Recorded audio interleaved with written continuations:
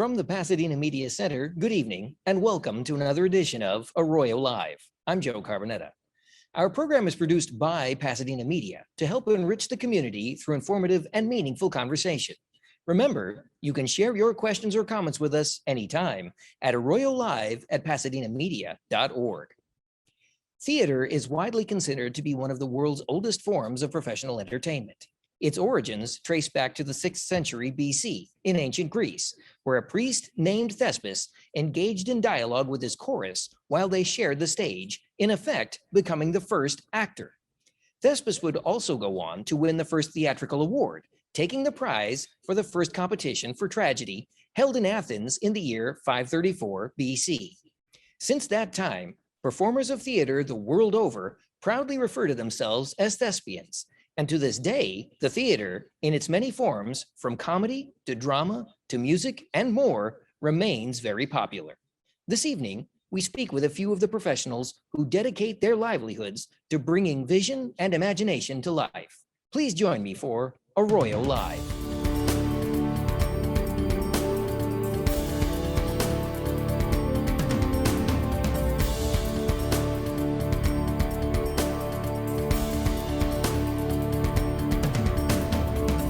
Joining me now are Cheryl Rizzo, Lance Davis, and Michael Bateman. Thank you all for being here this evening. It's a pleasure to have you with us.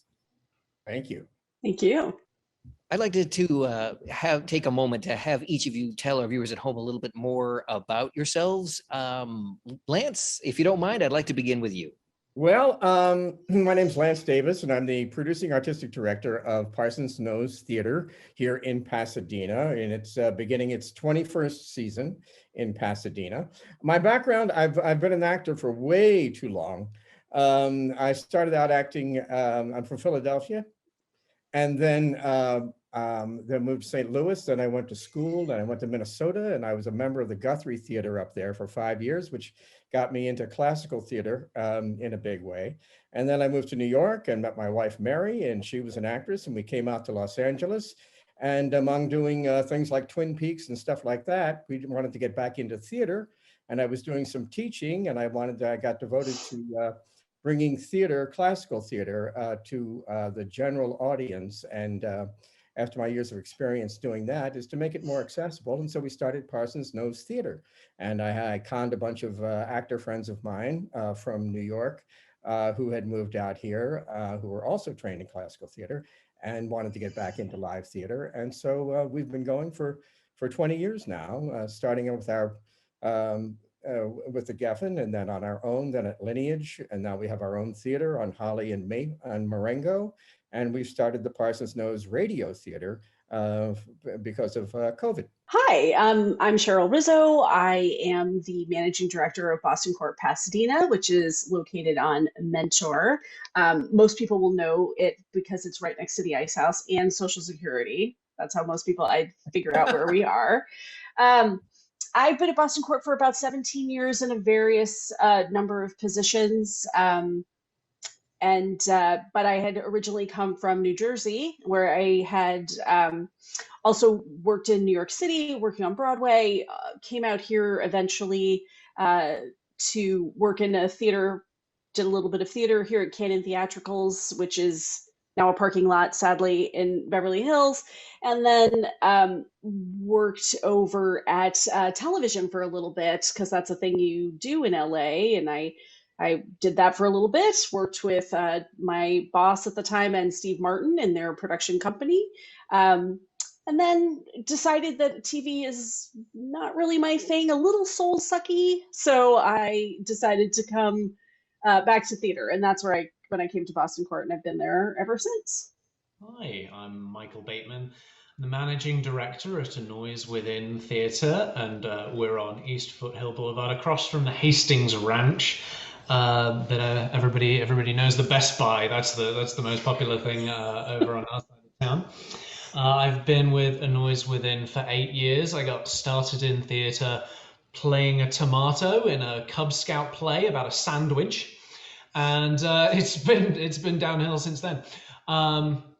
I spent my undergrad doing psychology and all of my spare time doing theatre. And when I realized I could make a career in it, I followed my now wife across the country to grad school. I did a graduate degree in theatre management and moved out to LA just at the right time for a Noise Within to be looking for its first managing director. So been with the company 8 years, and Noise Within has been around for now 29 years. We're going into our 30th anniversary season next year.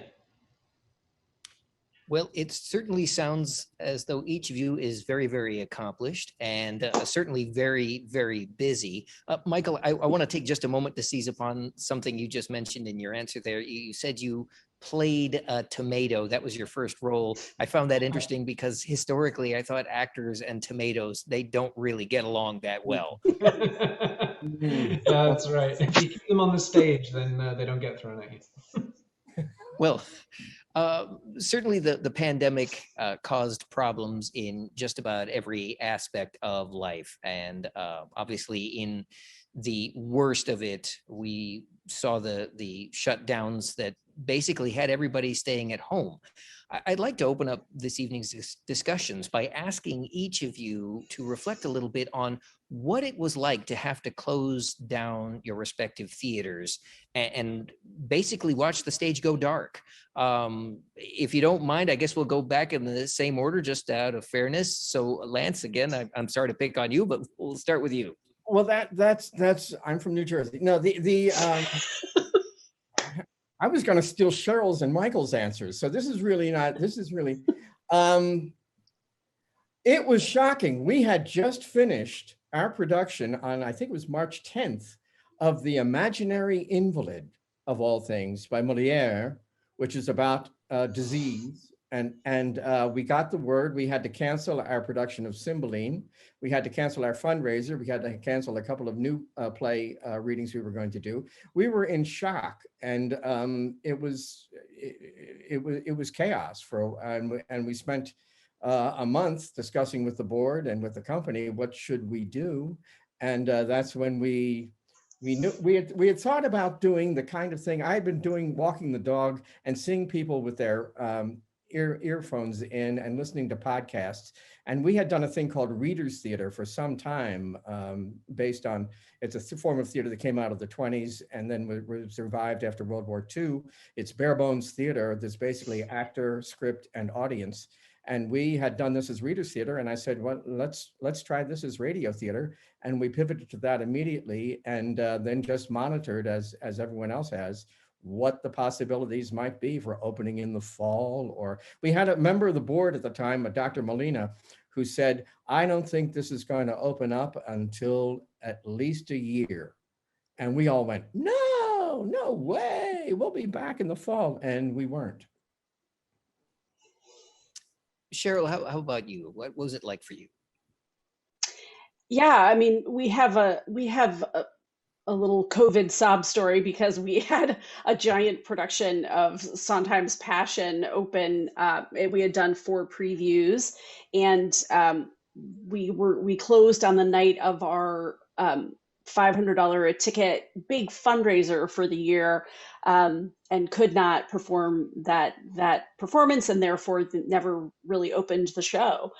So that was a big hit. It was very, just emotionally very difficult to have spent so much money and so much effort and time to put it up, and very few audiences got a chance to see it.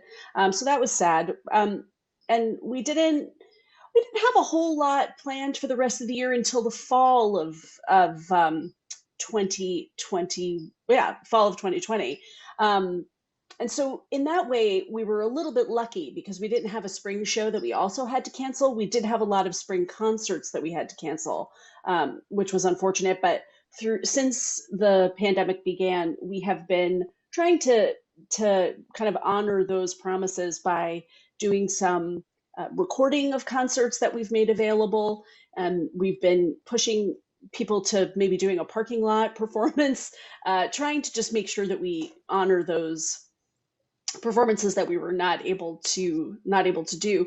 And then since the pandemic has started, we, just like everybody else, we switched to some virtual programming, which I think the reason why I think theater people feel so much busier now than they ever have in their lives is because it's a little like flying the plane as you build it. We have no idea how to do things virtually.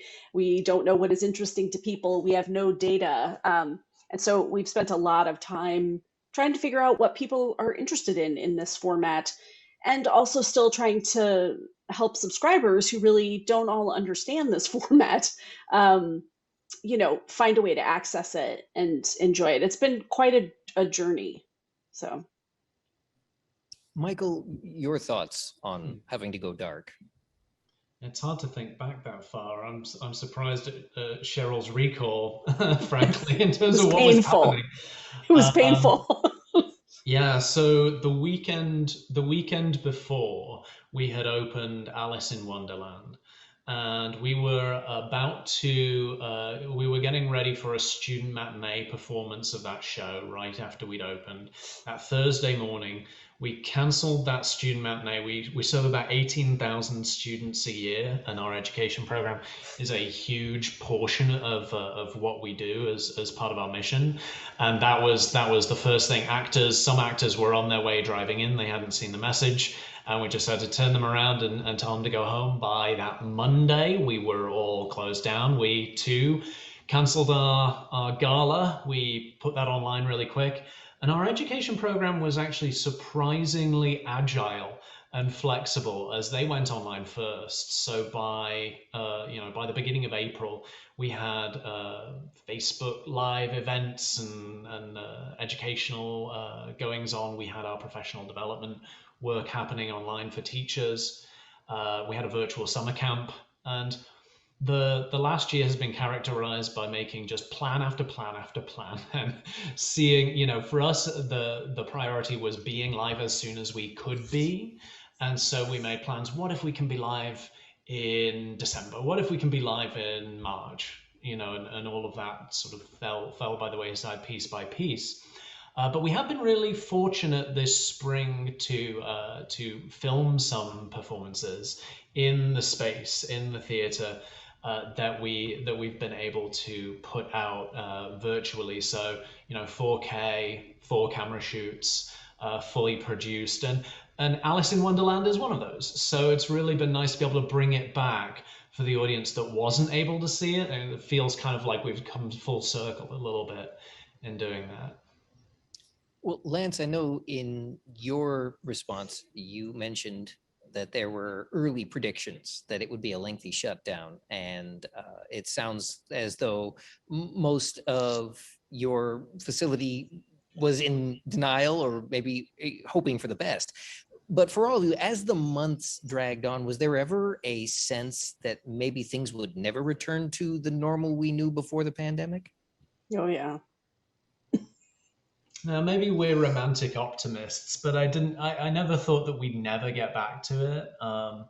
Live theater by its essence is about being in community, physically in space with people. And, it's all been said, previous pandemics and outbreaks and diseases have never caused a permanent close. So I think the question that I've certainly talked to these folks about, and other performing arts in LA, is which organizations are going to come out the other side, not whether or not theater will survive, right? Yeah, theater will definitely go on. Cheryl, I can't help but notice, though, that it sounded that as though for some period of time, your outlook was a lot more bleak. Can you tell us about that? That's kind of my thing, Joe. I'm just gonna state the obvious because Michael knows it really well. Yeah, I'm a little bit more pessimistic, more of a catastrophizer. But what was difficult is that when you're working in the theater, everything takes so much longer than you think, right? So if we're working on a play in January, that's going to open in January. We would normally in the theater, we'd be starting to work on that in like April of the year before, making deals, hiring people, casting. And so now in the pandemic, we had to really think about like only thinking 1 month ahead. We're thinking in terms of like 2 to 3 months. And that was very bleak feeling for me, because every time we'd make a plan, we'd have to make another plan. And I finally got to a point where like, I'm done trying to make this long distance plan. I'm just going to work on what we're doing right this second. And that was very unnerving, because it's just not how we all function. We always function at doing this year, but always planning next year. So yeah, I was definitely more pessimistic about it. I also thought theater is definitely going to come back. It's just which theater. And I'm still thinking about, are we going to go back to the same models? Are we going to go back to the same the way tickets were sold? It's all still a big question. Well, of course, there is the famous and oft quoted phrase, the show must go on. But when you work in a medium that it basically builds its world around live production and a live audience, how do you move forward when everyone is told they have to stay home? There's an interesting thing, I think, going on in that we have been given a year to completely rethink what we're doing. Everybody watches Netflix now, but it's just sort of bringing more to the surface the idea of how do we get people to leave the comfort of sitting in their underwear with a remote and watching a show and clicking it off anytime they want in a beautiful screen in their own home and coming to see live theater? What do we do as theater people to underscore the way we do theater, to make it so exciting that people go, I have to get out of my living room here and go see this live performance. It's so much more exciting to go see it. And we have to reinvent ourselves that way, I think. And this is an excellent opportunity to do that. It's as I remember I was doing a show at Center Stage one time in Baltimore. And I asked Stan Wojciechowski, I said, what are you doing next season? He said, same plays, different titles. And I thought, what's going to go in this slot? What's going to go in this slot? And I think that's none of us got into theater in order to, that wasn't the excitement that got us into the art form. And it's an excellent opportunity for us to reevaluate what we really want to do in this art form and make it exciting.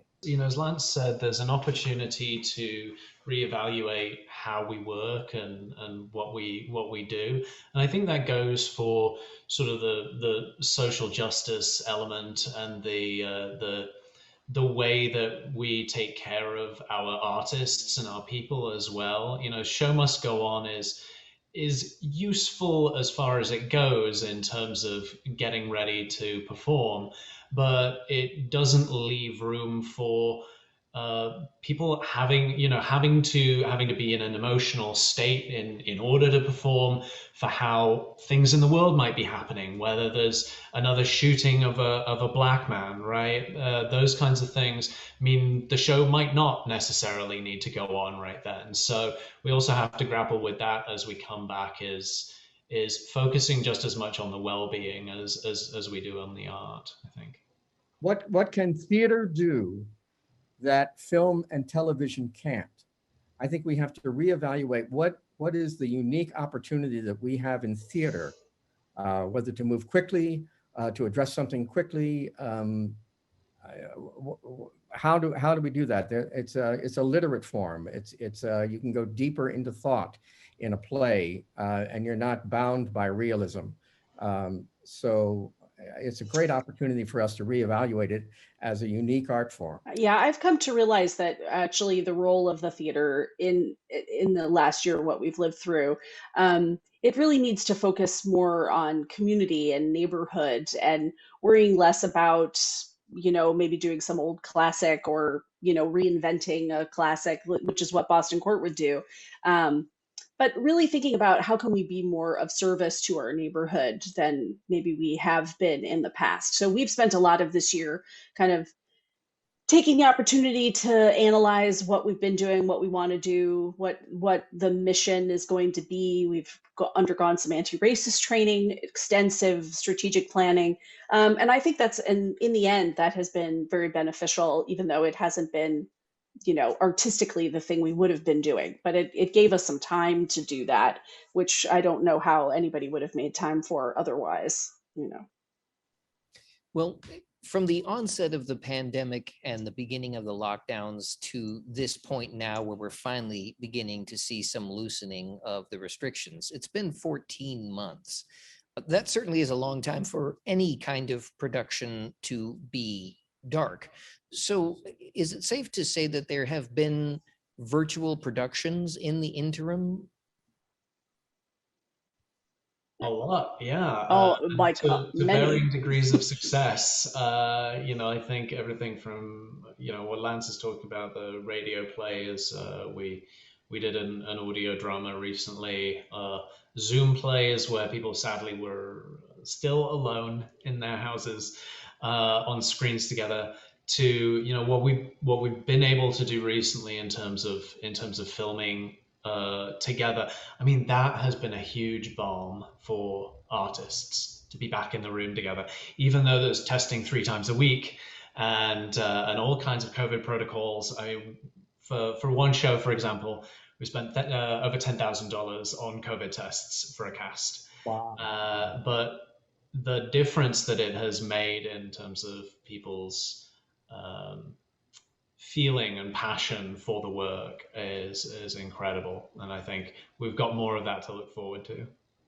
Yeah, and that's going to be tough because that is those for the smaller theaters. I'm going to speak for me and Lance. That's going to be tough to sort of uh, pull together that kind of funding to make that happen. So I think for a lot of small theaters, especially, we're kind of waiting and seeing because that is not money we actually have to be able to put towards it.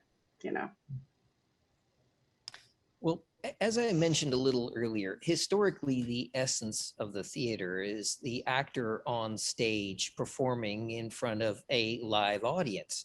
Uh, to take things virtually replaces the audience with a camera. I believe, Cheryl, you made reference to television as being, what did you put it, kind of soul sucky, I think is what you said. So what is that like for theater actors to have to replace that audience with a camera that really doesn't provide the same auditory or even visual feedback that performing in front of a live audience can? Hmm. Well, I mean, in Los Angeles, we have so many wonderful actors, and so many of them work in film and television as well as the theater. And so, in specifically in Los Angeles, that we have a lot of them are doing both. And so, it hasn't been. I mean, I'm not an actor, but I'm going to say it probably has not been as weird for those of them that have been doing a lot of, um, film and television already. But doing theater in that art form is a little strange. It's very weird. It can be awful. We we had, unless you're doing Alan Bennett's Talking Heads, we've had some of the funniest. We tried to do Zoom with our company when this first began. We just all ended up laughing so hard. It looked like it was 10 actors going like this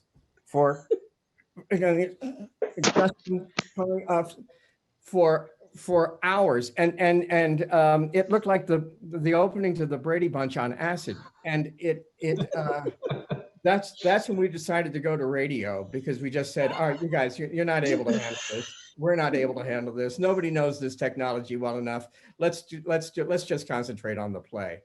And I really have to say, I heard Irish Rep does some wonderful stuff in New York, that's Zoom, but I have not been able to be inspired by anything I've seen so far. It's so different. Yeah, well, that's actually the weird thing is that I find that the more theater people I talk to, we're all very uninterested in it, and the more and not impressed with it. And then but the audiences are like, yeah, yeah, more. Well, They keep yeah. wanting to see readings and that kind of thing. And I think for the all theater people, like watching a reading on Zoom could not. I mean, it's like so boring, but that's what I mean to us, right? So that's another layer of complication is to figure out with our own instincts, like what is going to be interesting to them in this format. But again, it's an opportunity to explore Yeah. well, what does work? What works better? That works better than that. Well, that works better than that. So maybe we should go in this direction. So, I mean, as artists, we should embrace it. Hmm. Well, Lance, you mentioned during the pandemic that the medium that your troupe chose was really to go more toward podcasts in a sense, very much like the radio theater of the days of yore. What was that like? Have you found that to be as inspirational, or do you miss the theater? Well, of course we miss the theater, but it's opened up. We did 41 podcast episodes this year, 41 plays that we wouldn't be able to do in a regular season. And it's been great fun to invent, explore everything from Shakespeare to Mark Twain to Dickens and to see what is contemporary about them. That we're in this business because we want to make people realize that the classics still speak to us today. And that's the whole purpose of it being a classic, is that it speaks to every generation in a new way if we look at it correctly, and to make people comfortable with that and realize that the same problems that families were having in the 17th century in Moliere are the same problems that we're having today, and the same problems they will have 100 years from now. And there's a comfort in that, and that's the joy of the classics. And then to address what's going on today, I have to say, I don't want to get into politics, but doing the Emperor's New Clothes was very good for us this past fall as the election approached, and to make statements like that, and to do it in going back to the spoken word and to the script, and just stripping it down to actor, script, and an audience, and using the vocal instrument of the actor as opposed to the physical, was a very exciting area to explore. Well, I'd like to focus on that for just one more minute, because I do find that interesting in that it presents a few unique challenges. The theater is very visual as an art form, as well as one that uses sound. So too, television can rely heavily on the visual to convey messages. But when you move into a strictly auditory medium, such as podcasting or radio, you lose the visual element, and you have to replace it oftentimes with sound effects. It presents certain unique challenges. What was that like for you to have to switch mediums like that? Well, as in Reader's Theater at the end in the 20s and in after World War II, it's a dependence upon the imagination. And the chateau that you can build in your mind is much grander than the chateau that I can put on a 16-foot stage on Holly Street. And it's really appealing to that aspect of the audience's imagination, which we had that response when we were doing our Reader's Theater. People came to it and they went, "Oh my God, I could see everything," because it was all in your imagination. That's the beauty of theater, as opposed to being bound by the realism of film and television. And so those things are there to enhance the theatrical experience. And when they do that, it works beautifully. Well, so far we've talked about some of the challenges involved in switching mediums and dealing with the theaters going dark. But what about the financial aspects of things? That certainly that has to have presented some pretty big challenges for all of you. I have to go now.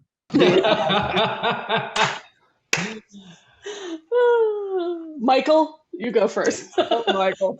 Yeah, I guess I have to just start with gratitude. I mean, from the federal government to the state, to the county, to the city, to the individual donors, right? Like, without that stability of support, we wouldn't have any staff anymore, is the straightforward answer. So a Noise Within, our budget, just to give an idea, is usually about 3.6 million, about half ticket sales and half donations. And so immediately, right, half of our revenue disappeared immediately. But with even the first round of PPP loans, right, the Paycheck Protection Program, we were able to maintain. We had 2 casts that we had to let go of, close the shows. We were able to maintain those contracts as though they were able to finish out their regular runs because of that stimulus. And through the fall, through everything that's still happening now in terms of relief efforts, I mean, it's been an incredible struggle. You know, we did have to furlough staff. We haven't, you know, we didn't see a lot of artists, right? We usually, our payroll is usually about, you know, it's pretty close between staff and artists overall. And all of the artists, we didn't have any work for them to do, right? Whether it's actors or designers or directors or crew, all of those folks, we you know, we had to say we don't have any work right now. But over the course of the past year, as our outlook has improved, we've been able to bring folks back. The spring filming that we did was on full contracts, including health insurance. So things are beginning, because of the reliability of the relief, we've been able to come back and feel like we're on a stable financial footing in a way that I truly didn't imagine. I mean, I had a donor call me after we closed last spring and said, "What do you need to get through the next 8 weeks?" And I cried just from being asked the question. It was that uncertain about what we were going to need, right? And now I feel couldn't help like but because of interrupt. that relief. I'm Yeah, sorry, I couldn't help but interrupt you I wanted to ask, aren't you being a little dramatic? Sorry, I'm sorry. And I'm supposed to be the business serious one, right? He's very dramatic. Yeah. Okay. Please continue. I did not mean to interrupt your train of thought there. No, it's fine. Just to say that from that period to now, when the relief has really stabilized us to the point where we're able to look to the future, right? That's the wonderful thing about how things have changed. Yeah, I mean, for us, it's a little bit different because when, we're a small theater, we only have 99 seats and 70 in our music space. And so we don't rely too much on ticket sales. That only makes up about 15% of our budget. We actually rely more on foundational support and individual giving. And so in that way, oddly, the loss of the shows was more emotional. And yes, it hurt because it was definitely a lot of money that was spent and none that was recouped. But um, but it wasn't as big a hit as like what Michael is talking about, right? It doesn't make up 50% of our budget. And we had also such incredible generosity from our individual donors. People really upped their donations without even really being asked. And because everyone was just so stunned. No one had even done that yet. And yet people were giving. And that was really wonderful. And just as Michael said, the county, the city, I've been saying, for a while now that like I wasn't too worried about 2020. I also wasn't too worried about 2021. For me, it's the going forward. I've been looking to 22, 23, 24 and trying to see how are we going to get past this part, because those donations, as we come out of this, the emergency nature of those donations is going to really, start to dry up, of course, right? Like, so we which would make sense, right? And we're going to have to go back to really thinking about how much can we make in ticket sales. And so for me, the catastrophizer that I am, I'm more worried about the future. Lance, I'm curious to know your take on this as well. Well, we robbed a bank, which helped terrifically. Yeah. We got there. We had to find one that was open first. So that was difficult. No, actually, the city of Pasadena, God bless them. The county, God bless them, and our individual donors realized what was going on, and that God bless them. We all had to cut back our budgets, but we still could afford to pay our actors for the podcast we were doing, which has been great. And we had to buy some, microphones and equipment and softwares and stuff like that. And we had the money to do that. So even though it was all greatly diminished, but we could afford it thanks to the generosity of our supporters. And that says to me so much about the society that we're in, the fact that they would step forward and do that. And the theater is not dead. and I don't think it's going to die either. Michael, I know you mentioned a little earlier that the Paycheck Protection Act, they were instrumental in helping you get by during the closures of the pandemic. I hate to keep drawing comparisons and or parallels, but certainly throughout the pandemic, we heard of concessions and assistance that was provided to the television industry and the movie industry. We don't really hear so much about theater. How do you deal with those disparities? I hear you laughing there, Cheryl, and I'm gonna go to you first on that one. It's like everything else, right? Like it's not at all surprising. Theater is not as especially in Los Angeles, right? In a town where the whole town is film and television, right? It's not thought about as much. So it's just that's why I was laughing. We're very used to it. The craft table on a TV show gets more money than the theater does. 100%. That's right. Yeah. Spend more on M&M. Yes. Well, but I think it's been interesting over this past 12 months because there's also been a lot of overlap. We met the Screen Actors Guild for the first time this past year. We usually work with the Stage Actors Union, right? Actors Equity, and so there's been just some unusual and new overlap and kind of understanding. I mean, we'd never filmed anything before this spring, and so to have a director of photography for the first time, what does that mean? We don't get any concessions because we're not like filming in Georgia or something, but I think that there's something to be said for the fact that being that we're all nonprofits, that we can accept donations, right? We have a different type of relief that's available to us, and that's been the total lifeblood of our survival for the past year. But that's true of all nonprofits, we all rely heavily on the public because we don't get as much from other sources. Go ahead, Joe, sorry. Oh, no, that's quite all right. I was going to say, you noted that it's almost expected here in the Los Angeles area because everything is television and film production. But this lack of assistance for the arts, is that a nationwide problem, or is that really something we're just looking at here on the West Coast? Oh, it's a nationwide problem that's decades in the making. Yeah, it's definitely not a new problem from COVID. Yeah, that's definitely not a thing.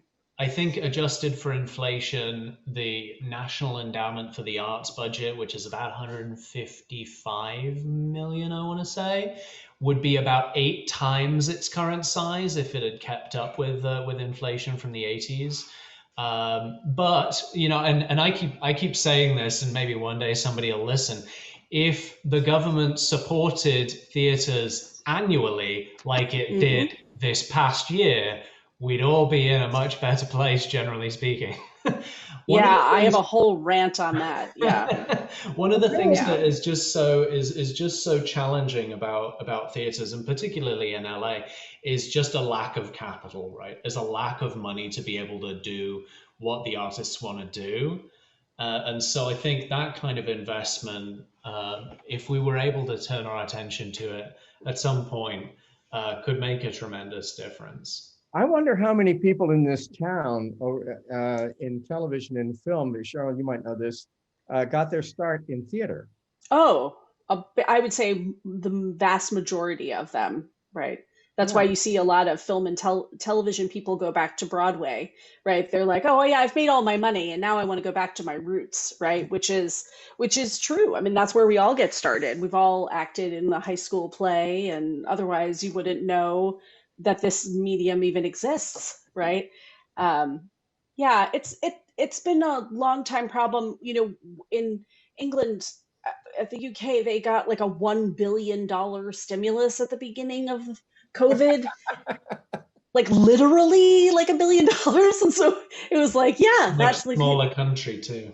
Yeah, and that's because they take care of their artists. Their artists are royalty there, and their theaters are legends. And we just don't have that here. People think of it as purely entertainment, or something that's for like older people who have the time, right? It's very sad. I have a friend who's got a theory about this, who says that the Puritans were thrown out of England. They left there. They came here. And there is still a streak in this country of the arts are, entertainment is a little too frivolous, a little too, no, we don't put public money behind that. Individuals can donate what they want, but no, as a society, we still have that streak. And I find that fascinating. Well, before we go any further with the conversation, you just mentioned that a lot of the arts here in this country, and especially here on the West Coast, are really dependent upon donations to help keep the wheels turning. And I believe each of your respective theaters is a nonprofit organization. So maybe we could take a moment to let our viewers at home know how they can become involved if they would like to contribute to the arts in some way. Make 3 checks. One for Michael, one for Cheryl, and one for me. You keep writing zeros at the end until we tell you to stop. Truly, Pasadena, right, has the highest number of nonprofits per capita in the country. If not the top, they're very close to it. There is tremendous philanthropic spirit in this community, which we all heavily rely on. Any of our websites, our development people, our fundraisers would be ever so grateful if you went and clicked the donate button. Yeah, to donate to each of our organizations, yes, bostoncourt.com, bostoncourt.org, bostoncourtpasadena.org. Sure. Parsonsknows.org. Parsonsknows.org. But actually, when I think about if I think about the broader answer to your question, which is how do we get our federal government to really think about how to be more supportive, right? I think a lot of individuals don't really understand that the reason why nonprofits exist so much is because the federal government doesn't take care of a lot of these things. They don't really take care of other people. It doesn't really matter which administration you have going on. It is a capitalist society that is all about making money, and you decide who you want to give it to. And Michael, unless, and I think this is a huge lesson that our sector has learned over the past year, unless we lobby for it, right? Unless we ask for what's important. So we have a Representative Judy Chu, tell her that it's important that we all got supported and that we all still exist, right? Mm-hmm. If she hears it from her constituents, that makes it important to her. And I think, that kind of telling of the story of this is important to it doesn't have to be national. It doesn't have to be in DC with even your local. If our local politicians know that it's important to us, then we can move the needle. Recently, we've seen a lot of unrest revolving around social injustice. I would like to take a moment to ask each of you how the theater is addressing these issues. It's been a sort of a blessing in disguise to have the time to really sit with these questions and these issues. So A Noise Within has had an equity, diversity, and inclusion task force and focus for a few years now, but really last summer allowed us all to talk to each other a lot more, right, about these issues. In the theater world, we have this document called We See You White American Theater Demands.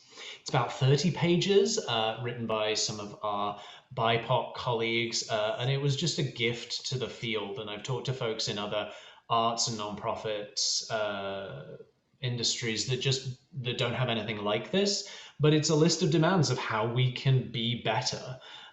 We took that really seriously at A Noise Within. We have an anti-racism action plan that we update every 3 months. Stay transparent, stay accountable. Our equity, diversity, and inclusion group is now a full-fledged board committee. That happened last spring. And we just keep working to make things better, both on stage and backstage regularly. And I think accountability is a huge part of that. So if you go to anoisewithin.org, there it is. And you can find all of that information and the things that we're working on currently.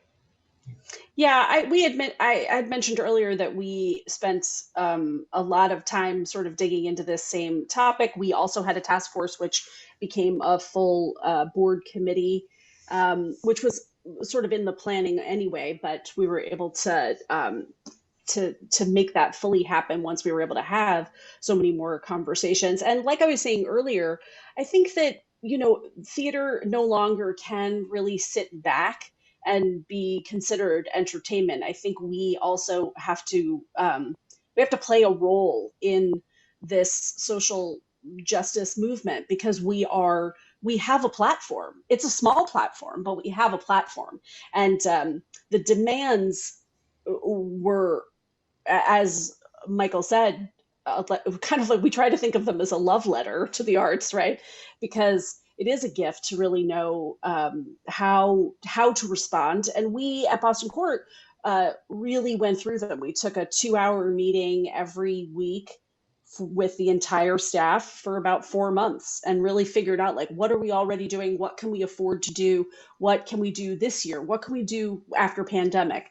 And really made ourselves a guide for that. And our strategic plan as well that we're creating right now really doesn't have like an anti-racist component. What it has is like, we talk about it like it's just a blanket that's going to go over the whole plan, and how we can kind of look at hiring practices and what is the anti-racist lens on that, and what is the place selection, human resources. Really, we're just looking at picking up at everything and looking at it and figuring out how we can improve that. So that was a gift of the last year. At Parsons Knows, we are just getting as organized as you guys are in terms of addressing the DEI situation. We just prepared our statement for the city grant yesterday, and addressing that in a more formal way that we're excited. Both the company and the board is excited about doing that in a more formal, organized way.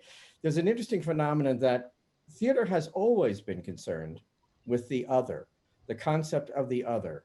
And in selecting plays, everything from Merchant of Venice to Our American Cousin to this year we did a podcast of Catherine Cressman Taylor's Address Unknown. Next year we're planning on doing a production, a radio podcast of David Belasco's The Rose of the Rancho, written in 1850. And we've also prepared a thing called The Narrative of the Life of Frederick Douglass, an American slave, which we'll be doing. And these are opportunities to once again underscore how we address the other in our society. Why are we afraid? How do we address that fear? And how do we improve the society that we're living in? We have 2 workshops that we're doing. One is called Both And, a play about laughing while Black by Carolyn Rattray. And we have another play that's being workshopped called Letters from Home, which is written and performed by Kalyan Ung. Yeah, those are 2 workshops that we've been working on that we will be showing twice, actually, once in kind of like its first worked on form, and then again later, a week or so later after it's had some development to it. What's upcoming for each of you? A Noise Within is planning a 6-show season next year, beginning live indoors in September. So we'll be announcing that season on May 26th. So follow us on Facebook and you'll see what it is. In the meantime, that at the top I mentioned Alice in Wonderland that we recorded, and those dates are May 27th through June 20th. That'll be available. So that's what we got going on right now. And in terms of one of my favorite resident artists always says, when asked what her favorite play is, she always says the one I'm working on now. So the ones we're working on now are next seasons, which I can't talk about until the 26th. Go to anoisewithin.org to sign up. We have, thanks to the magic of radio and podcasting, we have 41 episodes that are available 24/7 now. And if you hate them, we have more coming. We just finished a wonderful 1848. See, we didn't get to do this. We have a wonderful 1848 British farce called Box and Cox that we have now in audio that was very fun to do. We're going to be recording tomorrow a new play by Ahoyd Hillsman that will be available soon. Then we're going to be doing The Boar by Chekhov, and that will be available soon. I'd like to do a Midsummer Night's Dream this summer, if possible, a version of that. And then next season, to add to the chaos, we're thinking about having, depending on how many people we can have in the space, of having people come in a cabaret setting and watch radio shows being recorded and participating in live recordings. It could be complete technical chaos. So you might want to just come and watch the wheels come off. That could be fun too. I'd like to take a moment to talk about some of your favorite plays. Boston Court is mostly focused on new work or reinventing new classics or reinventing old classics. And so I'm not really sure that I can speak to exactly like favorite plays, but I know that there, just as Lance was saying earlier, there is so many plays that just history repeats itself, right? So we have been watching classic play after classic play. Even when we're talking about a new play, it is in some ways you'll always hear classic themes within that, and basically, I mean, people say that all the time, that like Shakespeare wrote like one story but just changed it, that it's a constant retelling of the same few ideas behind classics. We did a production, actually Gideon directed a production of The Merchant of Venice 2 years ago, and it's a play about the other. It's a play about the outcast. And that recurs, that goes throughout theatrical history. And it's a recurring theme in major work. One that you might not know is Catherine Cressman Taylor's Address Unknown. She was from Oregon and she was an American author. And she wrote this short story in 1938. And it's in the, listen to our podcast of it. It's with Barry Gordon and Paul Perry. And it's two Germans who one runs an art dealership they both ran an art dealership in San Francisco, and then the one moves back to Munich in 1933, and it's the correspondence between the two, and you watch the one person gradually become a follower of Hitler and gradually turn into disowning his partner in San Francisco because he is a Jew. And he goes as far as to say, I loved you despite your being a Jew. And goes into it quite deeply. And it's a very powerful, extremely powerful piece. Unfortunately, we have reached the end of our program this evening. I would like to take this opportunity to thank all of my guests, Lance Davis, Cheryl Rizzo, Michael Bateman. Thank you so much for being here with us this evening. It's truly been a pleasure talking with you. Thank you, Joe. Thank you for having us. If there are topics you would like to see addressed on our program, you can email them to us at arroyolive@pasadenamedia.org, and we may include them in a future broadcast. Until next time, this has been Arroyo Live. I'm Joe Carbonetta. Thank you, and good night.